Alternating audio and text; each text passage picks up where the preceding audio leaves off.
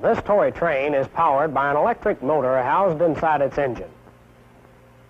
The voltage required by the motor in order to operate is about 15 volts. When the power cord is connected to a standard 110-volt AC outlet, however, only the required 15 volts is applied to the electric motor. What is it that accounts for this reduction in voltage? This fluorescent light, too, requires a certain amount of voltage before it will operate. The voltage required in this case, though, is several hundred volts. Just like the train, however, when its power cord is connected to a 110-volt AC outlet, the required several hundred volts is applied to the light. What is it that accounts for this increase in voltage? The answer to both of the questions just posed for you, and also the subject of this lesson, is the transformer. Now, just what is a transformer?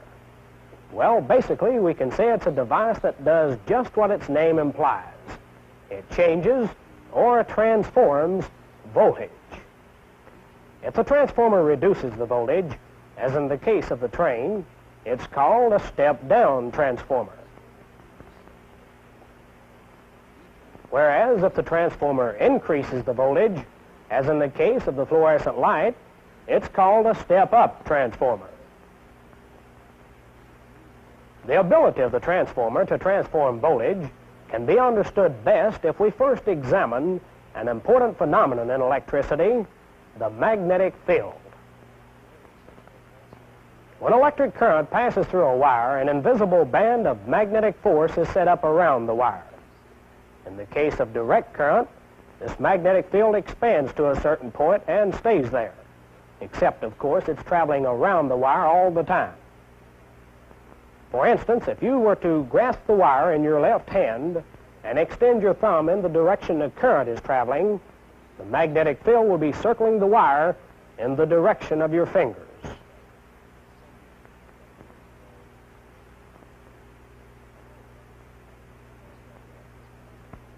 In alternating current, the magnetic field expands and contracts every time the current changes direction. And now here comes the payoff. This phenomenon gives a wire carrying alternating current the power to induce a voltage in a second wire placed beside it. How come? Well, the second wire will pick up voltage from the wire carrying the current because the magnetic field expanding and contracting through the second wire induces this new voltage. This is called electromagnetic induction, and it's the principle on which the transformer works. Remember, a magnetic field surrounds every live wire. Now, in order to concentrate the strength of this magnetic field, we coil the wire, thereby intensifying the magnetic attraction inside the coil many times over. The coil that carries the current is called the primary coil. Beside it, we place an additional coil called the secondary coil. Notice that the magnetic field from the primary coil travels across the gap to the secondary coil. We can increase the strength of this magnetic field even further if we place an iron core inside the two coils. Now all the magnetic field will travel inside the iron core because it offers less reluctance than the air around it. Now this in turn permits a greater amount of energy to be transferred from the primary to the secondary coil. This process of transferring electrical energy, or voltage we might say, from the primary coil to the secondary coil through electromagnetic induction is commonly referred to as transformer action. As we said before, the transformer can step a voltage up or it can step it down. The voltage increase or decrease is determined by the turns ratio of the particular transformer. The turns ratio is the ratio of the number of turns in the primary coil to the number of turns in the secondary coil. For example, if the primary coil has 500 turns and the secondary 1,000 turns, twice the number of the primary, or a ratio of 1 to 2, let's see what happens to the voltage.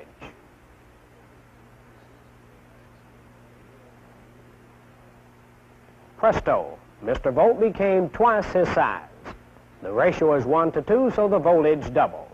In this case, the voltage is stepped up because the secondary coil is the largest. If, on the other hand, the secondary is the smallest, the voltage is stepped down. Either way, however, voltage is transformed. Now, it's important to realize that a transformer doesn't add any energy to a circuit. It merely changes or transforms the energy that already exists in the circuit from one voltage level to another. The total amount of energy in the circuit must remain the same. Now, if it were possible to construct a perfect transformer, there would be no loss in power in the transformer. Power would be transferred from one voltage current level to another. Since power is the product of current times voltage, an increase in voltage by means of the transformer must result in a decrease in current. And likewise, a decrease in voltage by the transformer must result in an increase in current. Now, stating it another way, we can say that a transformer which increases the voltage by a given ratio will decrease the current by the same ratio, and vice versa.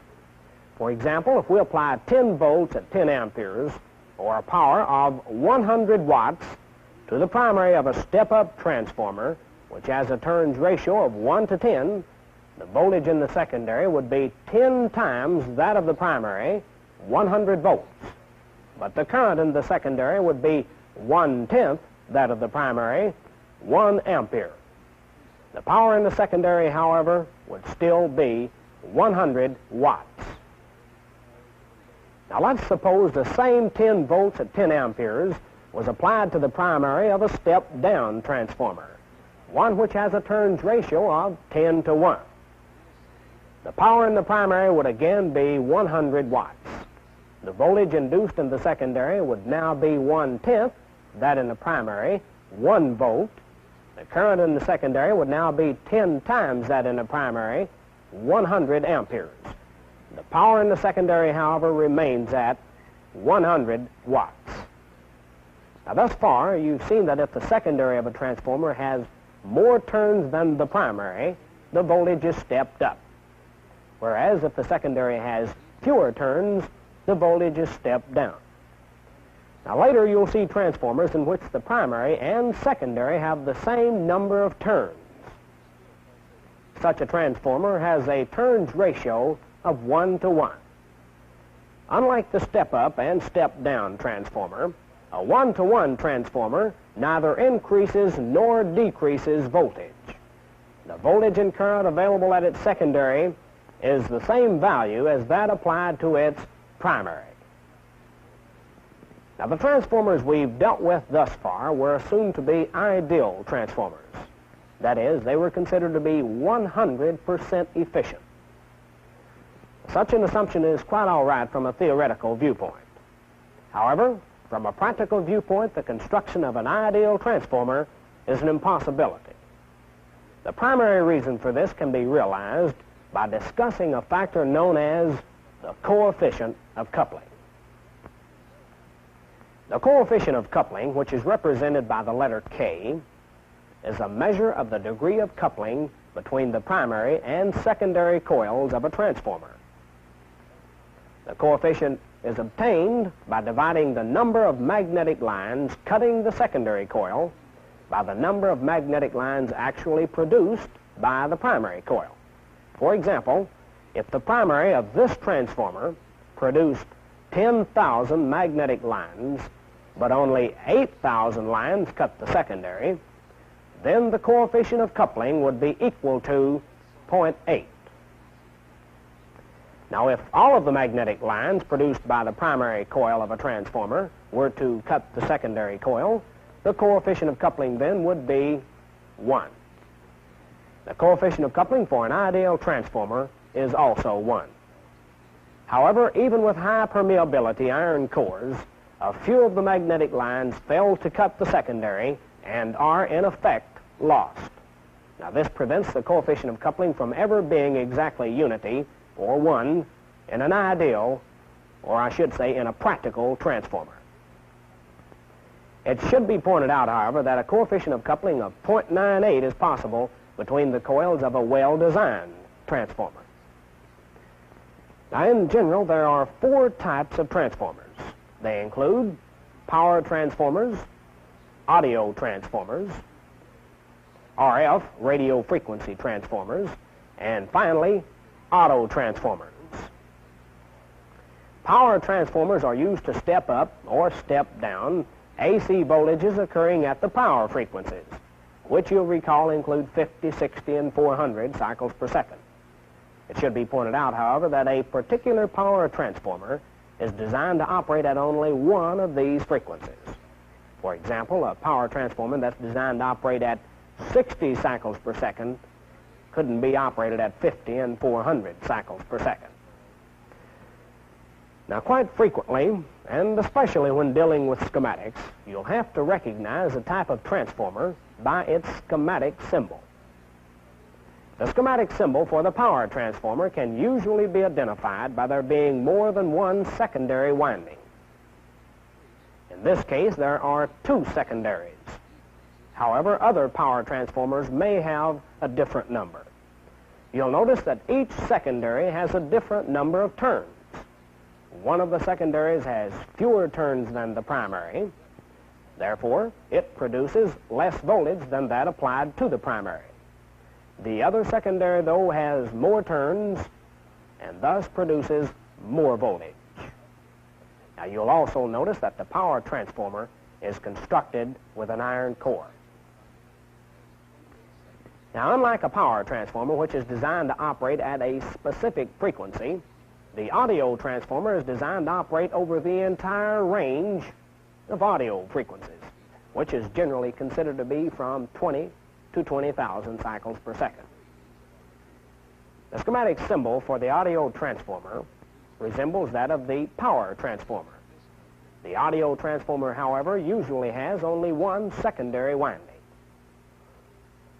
Like the power transformer, the audio transformer, too, is usually constructed with an iron core. Well, at frequencies above 20,000 cycles per second, the RF transformer comes into use.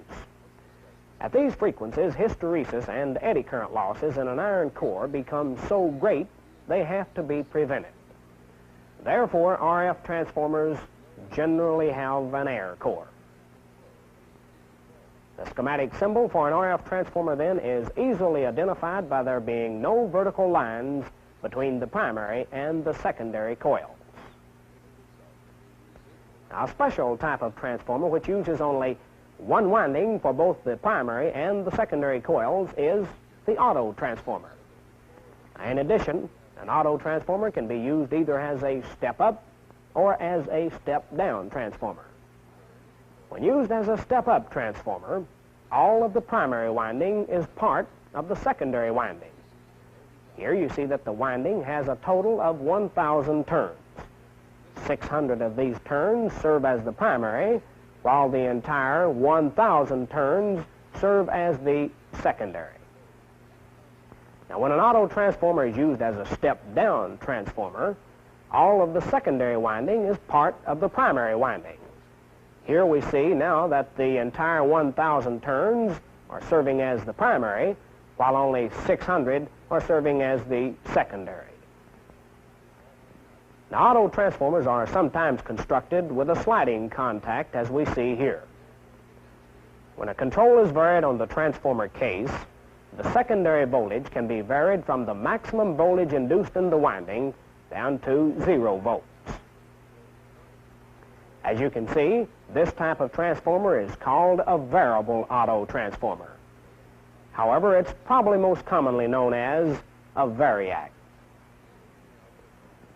Now, auto transformers are normally used in power circuits. However, they may be used for audio or RF use. that is designed for audio or RF use. The symbol for an auto transformer used in a power or an audio circuit will indicate an iron core. The symbol for an auto transformer used in an RF circuit will be the same, except it will not indicate an iron core. Now, even though we showed you definite symbols for each of the types of transformers, you may find occasions when they'll differ. However, in these cases, you can readily tell the type of transformer simply by noticing where it's being used in the circuit. For example, if a power transformer is being used in a power supply, or if a transformer is being used in a power supply, then you can rest assured it's a power transformer. Now, earlier we showed you, or you learned, that the turns ratio of a transformer determines whether the voltage is stepped up or stepped down, and by what amount. There will be times when you're troubleshooting electronic equipment, however, that the turns ratio of a particular transformer won't be given. Thus, you'll have to determine whether the transformer is a step-up or step-down transformer by other means. Now, one way to readily determine this is simply by applying voltage to the primary winding and then measuring the output voltage of the secondary winding. Now, over here, I have a transformer demonstrator. As you can see, it's composed of an iron core and two windings.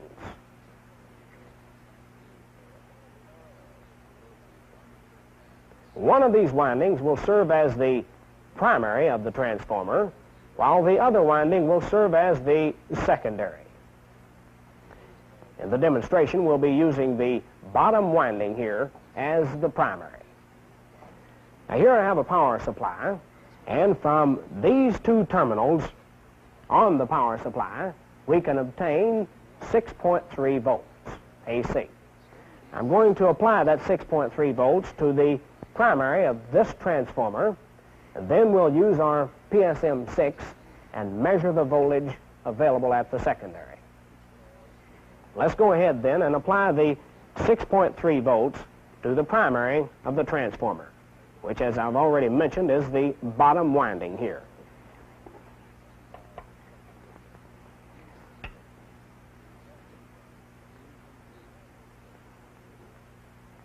Now, if we'll turn the power switch on, we have 6.3 volts applied to the primary of the transformer.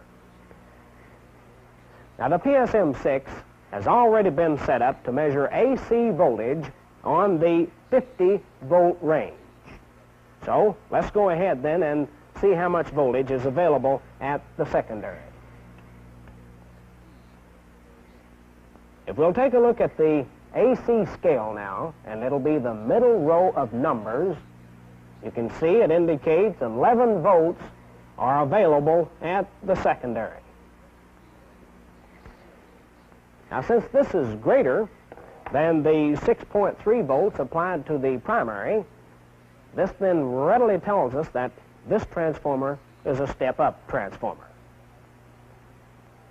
Now, if the transformer in question was a step-down transformer, then it's obvious that just the opposite would be true. The voltage measured across the secondary would be less than the voltage applied to the primary.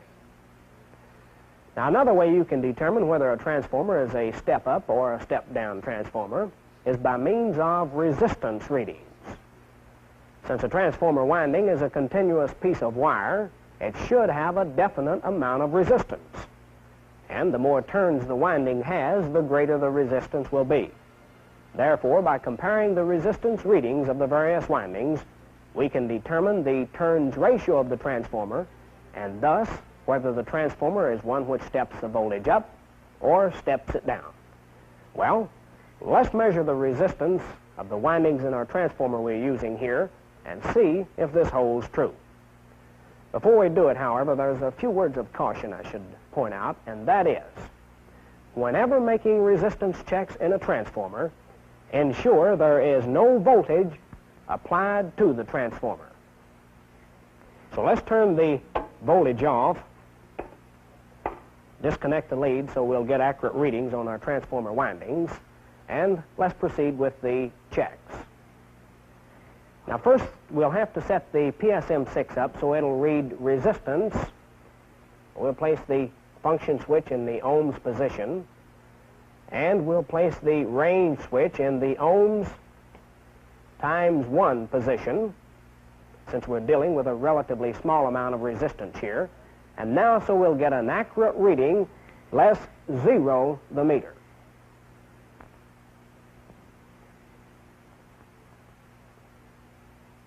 Well, we can see it was already zeroed. So let's go ahead now and measure the resistance of the primary winding.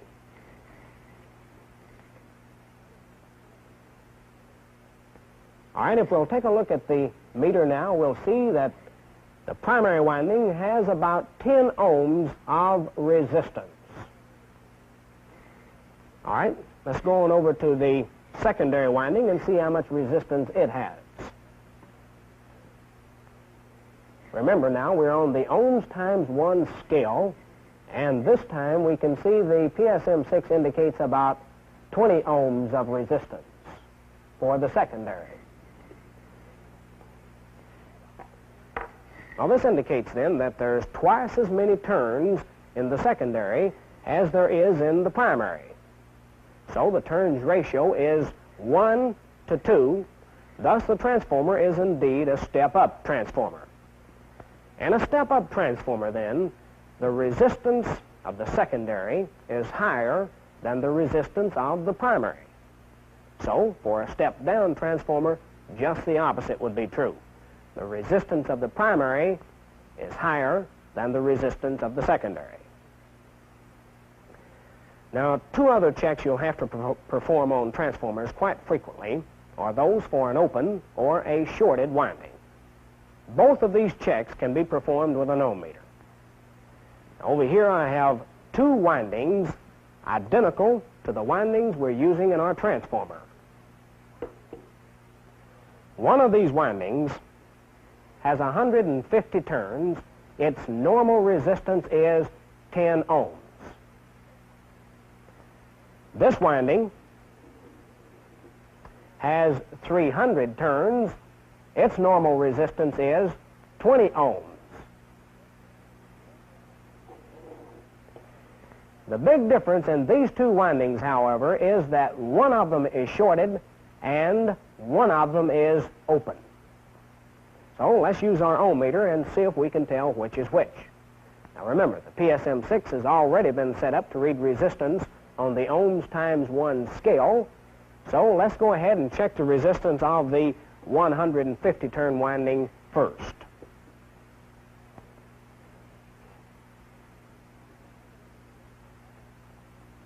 If we'll take a look at the meter now, we'll see that it reads infinity. Well, since the PSM6 always reads infinity for an open, this then indicates that the 150 turns winding, the one I'm now measuring, must be the open winding. We see then that an open transformer winding, primary or secondary, is indicated by a reading of infinity on an ohm meter.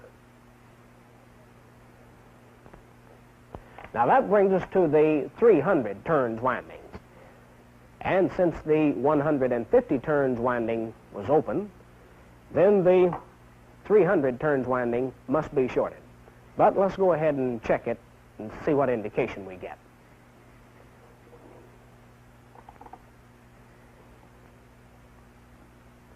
We'll take a look at the meter now. We'll see that the resistance of this winding is only 12 ohms. But we've already pointed out the normal resistance of the 300 turns winding is 20 ohms. Thus, we can conclude that some of the windings or turns of this 300 turns winding must be shorted. Well, as a matter of fact, I've already figured it out, and approximately 70 turns of this 300 turn winding are indeed shorted.